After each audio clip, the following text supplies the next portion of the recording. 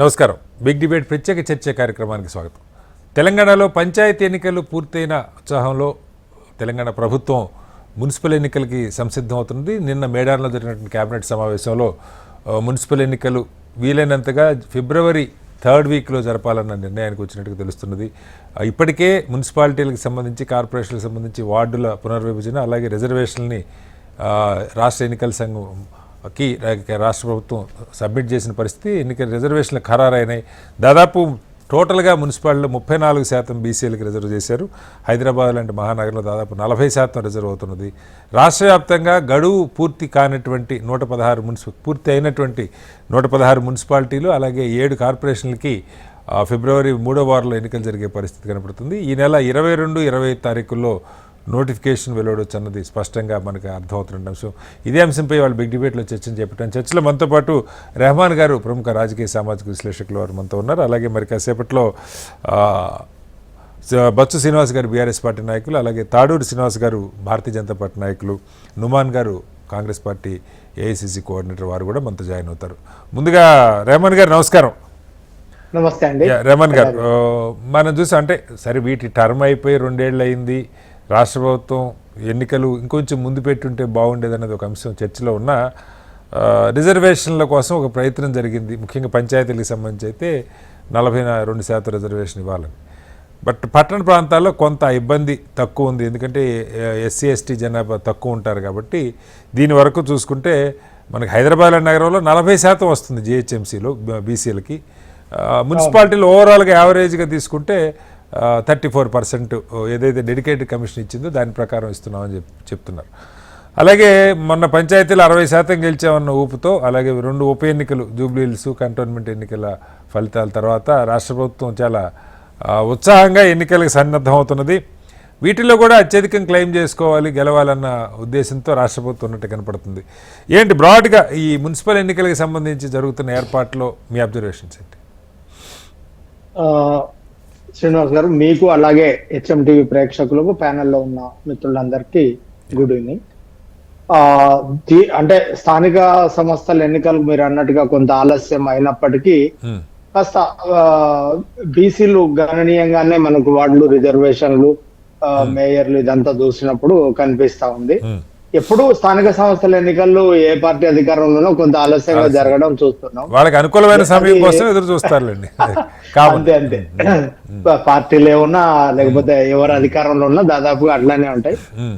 మొన్న గ్రామ పంచాయతీ ఎన్నికలకు సంబంధించి దాదాపుగా అంటే అన్ని రాజకీయ పార్టీలు ఒక రకమైనటువంటి సంతృప్తిని వ్యక్తం చేసినట్టుగా చూస్తున్నాం. ఎవరెన్ని గెలిచిన వరకు మేము బాగానే గెలిచాం, బీజేపీ మినహా మిగిలిన పార్టీలన్నీ దాదాపుగా సంతృప్తిని వ్యక్తం చేసినట్టుగా చూస్తాం. గ్రామ పంచాయతీ ఎన్నికలు అనే వరకు అది ఒక పర్సనల్, రాజకీయాలకు అతీతము, సింబల్ ఉండదు. ఇది సింబల్ తో జరుగుతున్నటువంటి ఎన్నికలు. అయితే గ్రామ పంచాయతీ ఎన్నికలలో జస్టిస్ సుదర్శన్ రెడ్డి గారి డెడికేషన్ కమిషన్ బీసీలకు ఎక్కువ శాతం ఉండాలని ఆయన ముందు నుండి వాదించుతూ వచ్చారు. ఆయన రెడ్డి కమ్యూనిటీ పుట్టిన బీసీల పక్షపాతిగా జస్టిస్ సుదర్శన్ రెడ్డి గారు ఎక్స్పర్ట్ అంతా ఆయన్నే చూశారు. దీంతో కనీసం ఈసారైనా తీసుకురావాలన్నటువంటి ఓ పట్టుదలతో రాష్ట్ర ప్రభుత్వం వెళ్ళినట్టుగా కనపడుతుంది. దాదాపుగా వాళ్ళు అనుకుంటున్నటువంటి పర్సెంటేజ్ అయితే పెరిగింది. బడుగు బలహీన వర్గాలకు రాజకీయ అధికారం కోసం మొదటి మెట్టు స్థానిక సంస్థల ఎన్నికలేనండి. స్థానిక సంస్థల ఎన్నికల్లో అడుగు ముందు పడిన తర్వాత వాళ్ళు రాజకీయంగా అరగేట్రం చేయడానికి ఒక దిశ అనేది మొదలవుతుంది. నిజానికి ఇది ఈ వ్యవస్థలో వాళ్ళు ఒక అడుగు పడడం అనేది ఆహ్వానించదగ్గ పరిణామం. చాలా కాలంగా ఈ స్థానిక సంస్థలే కావచ్చు, లేకపోతే గ్రామ పంచాయతీలే కావచ్చు, చట్టసభల్లో అయితే మనం చెప్పుకోవాల్సిన పని లేదు. అడుగు పట్టని కులాలు కూడా చాలా ఉన్నాయి శ్రీనివాస్ గారు. మొత్తానికి ఓవరాల్ గా చూసినప్పుడు మనకు ఒక మంచి కసరత్తే జరిగింది. డెఫినెట్ గా ఇప్పుడు ఉన్నటువంటి రాజకీయ పార్టీలు ఏవి ఇప్పుడు బీసీ రిజర్వేషన్ కానీ లేకపోతే అన్ని పార్టీలు ఇంక్లూడింగ్ బీజేపీతో సహా అన్ని రాజకీయ పార్టీలు బీసీ రిజర్వేషన్ కు మద్దతు ఇచ్చాయి. 50% ఉమెన్ రిజర్వేషన్ కూడా మనకు కనపడతా ఉంది. డెఫినెట్ గా ఉమెన్ ఎంపవర్మెంట్ కావాల్సిందే. అంటే ఇప్పుడున్నటువంటి ప్రొఫార్మాలో కాకుండా ఉమెన్ ఇంకా స్వతంత్రంగా ఎదగాలి. ఖచ్చితంగా ఉమెన్ బయటకు వచ్చి మాట్లాడాలి, రాజకీయంగా ఎదగాలి, స్వతంత్ర 50% ఉన్నా పలానా వాళ్ళ కూతురో పలానా వారి భార్యో కోడలో చెల్లెలో ఇది తప్పితే ఇంకొక అర్హత తక్కువ మనం గమనిస్తే. ఇది నిజానికి దురదృష్టకరం. నిజానికి మహిళలు చాలా ముందుకు రావాల్సినటువంటి అవసరం ఉంది, వాళ్ళు నిలబడాల్సినటువంటి అవసరం ఉంది. పురుషాధిక్యత ప్రపంచం ఇది ఇండెఫినెట్ గా మనం ఒప్పుకోవాల్సిందే. కాబట్టి మనం ఈ మార్పు దిశగా మహిళలు కూడా రావాలి. ఇప్పటికే చాలా మంది మహిళలు చదువుకుంటూ కొంత ఆసక్తి కూడా కనబరుస్తున్నారు.